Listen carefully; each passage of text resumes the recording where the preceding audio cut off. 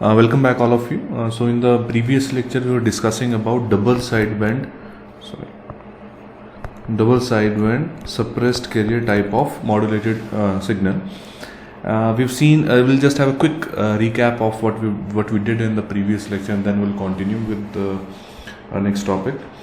So we've seen that double sideband suppressed carrier, as the name suggests, it has in this type of modulated signal the carrier's component is suppressed. Okay, we have seen that in the conventional amplitude modulated signal there were three components that were carrier signal and the multiplication of message and the carrier, which combinedly or you can say which is the composite representation of the two sidebands, upper sideband plus lower sideband.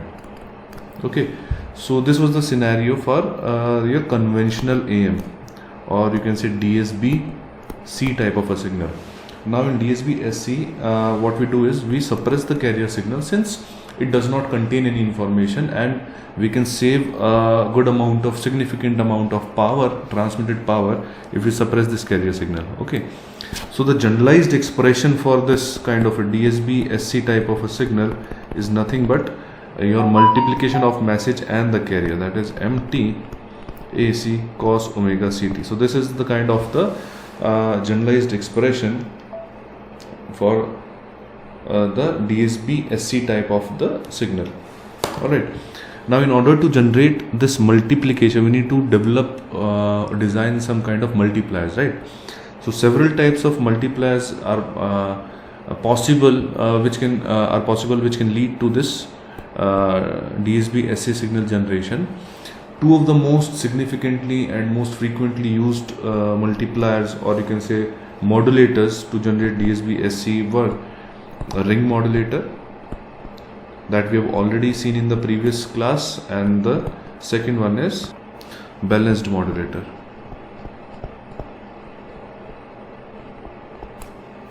These are the two kind of modulators, or you can say multipliers, which multiply your message and carrier signal to generate your DSB SC type of signal. We have already seen in detail about the ring modulator part in the previous lecture. Now today in this lecture we'll continue with the balanced modulator type of the system. All right.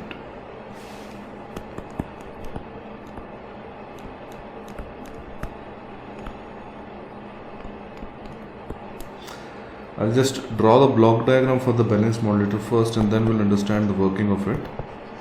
In case of balanced modulator, we use two amplitude modulators, AM1, AM2.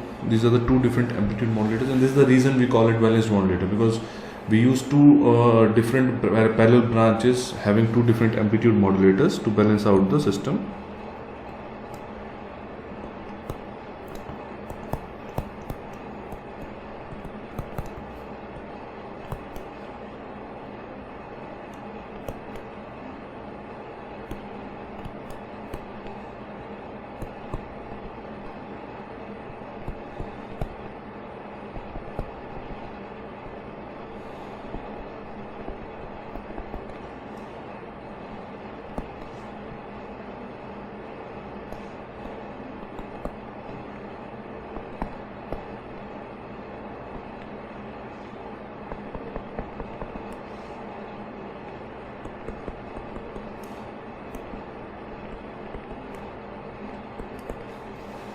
Yeah, so this is the system model, or you can say the block diagram for the balanced modulator type of the circuit. Now let us look at the working of it. We are using two amplitude modulators, AM1 and AM2. These are your conventional amplitude modulators, right? One of the input to the AM1 is MT and the other one is your carrier signal CT, right? And for AM2 the inputs are minus MT. We give a phase shift of 180 degree. So one of the input is minus MT and the other input is the carrier signal, which is your AC cos 2 pi FCT. Alright, so now based on these two inputs, MT and CT, minus MT and CT, the outputs X1T and X2T, these will be your conventionally amplitude modulated signals, right? With different sign convention, right? So X1T will be your AC plus MT cos 2 pi FCT, right? Which is the standard expression or the general expression for the conventional amplitude modulated signal. The carrier is modulated in accordance to the message signal. Okay, this we have already seen in detail, and accordingly X2T will be again your conventionally amplitude modulated signal with sign convention of MT is minus MT, so it would be AC minus MT cos of 2 pi FCT. Alright, and now once we have X1T and X2T with us, the next operation is summation, or rather X1T minus X2T. So after this operation of subtraction, that is X1T minus X2T, the resultant you will find is a scaled version of, that is twice of MT cos omega CT. That is nothing but the scaled version of your multiplication of message and the carrier signal, and we don't have to bother about this scaling factor because it can be removed at any point of time using some discrete circuit elements, and hence we get the multiplication of message and carrier resulting into the DSB SC kind of a signal. So this is how a balanced modulated type of a circuit can be used to generate a DSB SC type of a signal. Now let us have a look at the most important reason why we go for DSB SC over DSB C type of a signal. That is the power saving in DSB SC. How much power actually we are saving in case of DSB double sideband suppressed carrier type of a signal. So saved power, it would be ratio of saved power to the total power. Now saved power, we know in case of DSB SC we suppress the carrier signal, so that means we are suppressing the carrier power, and the total power, which was PC into 1 plus m square by 2, this is the total power, right, into let's say 100%. So if we simplify this, we get 2 upon 2 plus m square into 100%. So this is the power saving. Now just for an example, if we assume the critical modulation type of a scenario, that is M modulation index is equal to 1, in this scenario the power saving, if we substitute value of M as 1 in this expression, we get power saving as 66.6%. that is a significant amount of power. That means if we are by not transmitting the carrier signal or by using this DSB SC type of a signal, we are actually saving 66% of the transmitted power. That's huge. So this is one of the important reason why DSB SC type of a signal is preferred over DSB C type of a signal. Okay, in context of the transmitted power, right? Okay, now similarly we can have a look at the concept of multi-tone DSB SC. Just like we studied about multi-tone DSB C, we can have a look at the multi-tone DSB SC type of a modulated signal. By multi-tone we mean there are more than one message signal frequency. That means in your message signal there are more than one frequency components present. For example, let us take an example with two frequency components.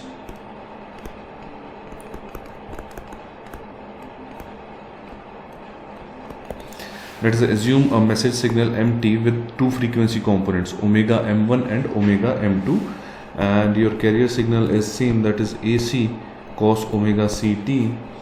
So your modulated signal, DSB SC modulated type of a signal, would now consist of two pairs of sideband.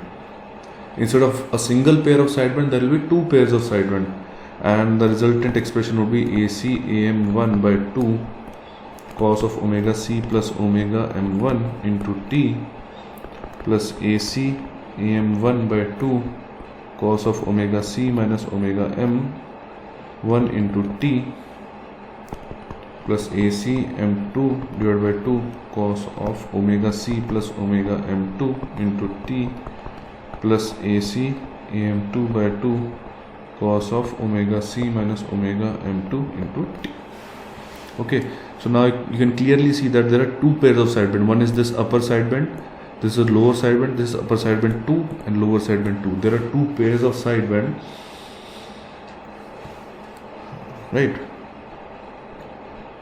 Now let us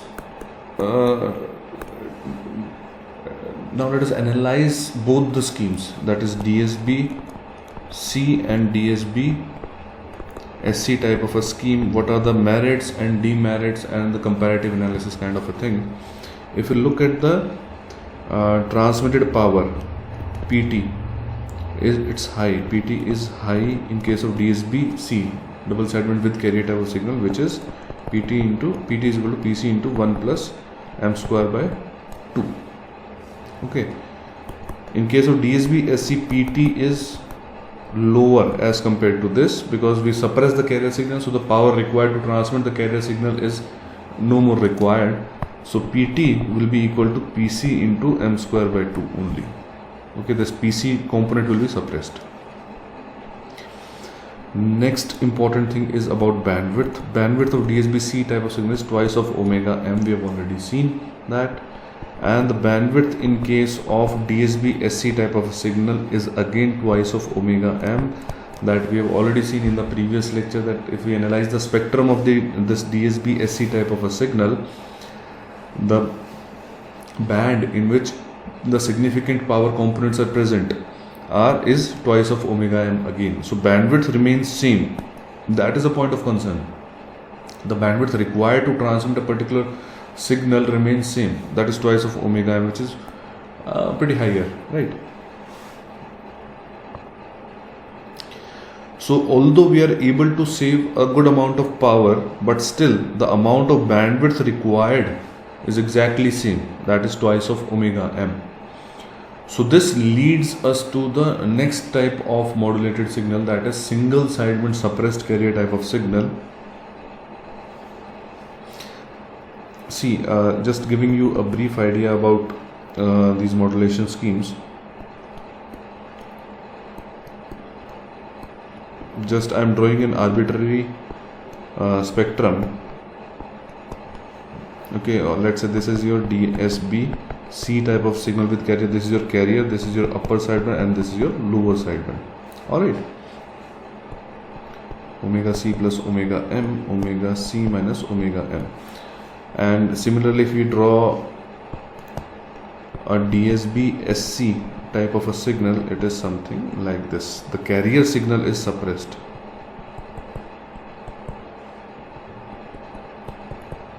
Okay, this is omega C, this is omega C plus omega m, omega C minus omega m. So clearly you can see now the bandwidth required is twice of omega m here, similarly twice of omega m in DSB SC type of a scenario, right? But the carrier signal is suppressed in this case, so the power required will be lesser. Now we can see that this is your upper sideband, this is your lower sideband. Our aim is to somehow reduce the requirement of bandwidth as well. That is the aim. So if we carefully analyze the upper sideband and the lower sideband, you will find that both the sidebands are identical in nature.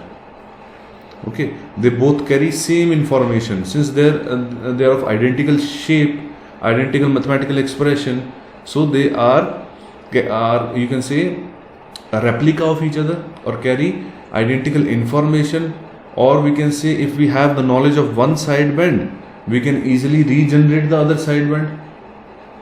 That is the principle behind the next type of modulation scheme. That means one of the sidebands, either lower sideband or the upper sideband, is also redundant in nature. Even if we reduce one of the sideband, if we suppress one of the sideband further, there will be no information loss, because with the knowledge of one sideband, given sideband, we can easily regenerate the other sideband. That is the principle behind the next type of modulation scheme, which is single sideband suppressed carrier SSB SC, that is single sideband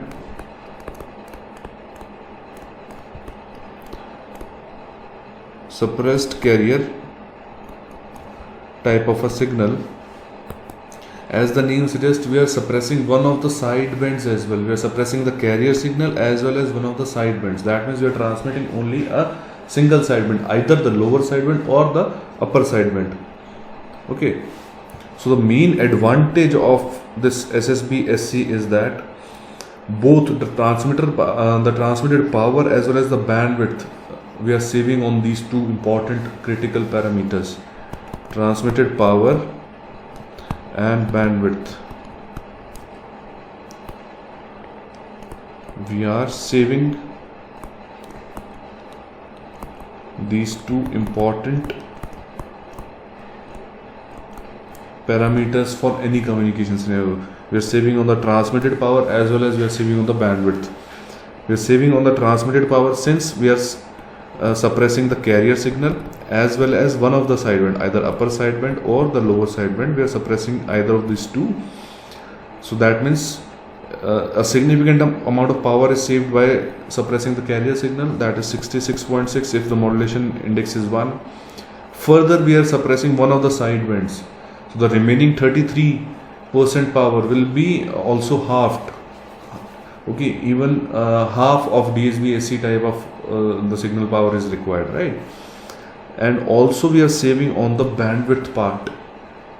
Okay, now the bandwidth required will be omega m only. Instead of twice of omega m, the bandwidth required is omega m. Since we are suppressing one of the sidebands, the bandwidth required will be omega m. We'll have a look at the spectrums also. That will give you a better idea how the bandwidth efficiency or bandwidth saving is taking place in case of single sideband suppressed carrier type of a signal. So the concept is clear. In DSB SC, we are transmitting two sidebands, okay, which contain the same information. So one of the sideband is we can say again redundant in nature, or we can say with the knowledge of information of one sideband, we can easily regenerate the other sideband. So instead of transmitting the two sidebands, we are transmitting only a single sideband. So if we look at the whole idea graphically, you can say, let's say MT is any message signal whose spectrum is any random shape. I am assuming M of F minus F of M, right?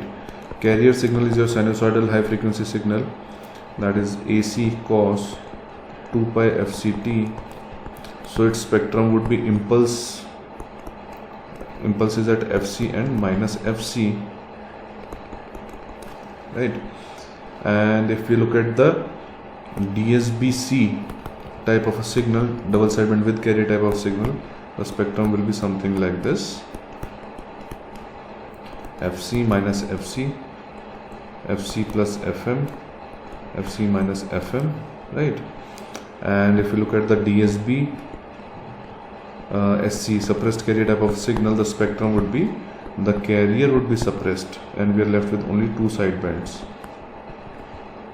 It will be centered again at FC minus FC. Okay, the carrier is suppressed. Now if you look at the spectrum of SSB-SC type of a signal, you will find that one of the sidebands, it may be lower sideband or the upper sideband, is suppressed, and the spectrum is something like this only, either this or the lower sideband. This is FC and this is FC plus FM. FC minus FM. So clearly you can see that the bandwidth required is now only F of M. This is the bandwidth. Bandwidth here required was twice of FM. Bandwidth for this DSB-C type of signal was also twice of FM. But in the case of SSB-SC, the bandwidth required is half to that of the DSB-SC and DSB-C type of a signal, and we are transmitting only one of the sidebands. So the general expression for SSB-SC type of a signal in time domain would be your AC AM by 2 cos of omega c plus minus omega m into t. Either the plus part or the minus part would be considered. If we are using the plus part, that means the upper sideband transformation is taking place, and if it is omega c minus omega m, that means the lower sideband part is retained. So this is the basic idea behind the single sideband suppressed carrier type of a modulated signal, why it is required and how it is better than the previous techniques, which were your DSB-C and DSB-SC types of techniques. Next we'll have a look at the generation of SSB-SC techniques. Okay, so there are basically two different types of techniques, and those are used to generate your SSB-SC type of a signal.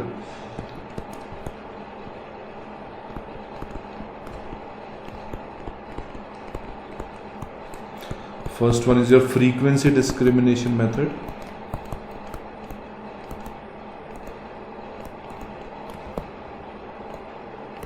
And the second one is phase discrimination method. We'll have a look at these two methods in detail. Both of these methods are a bit lengthy in nature, so we'll have a look at these two methods in the next lecture. That is all for this lecture. Thank you.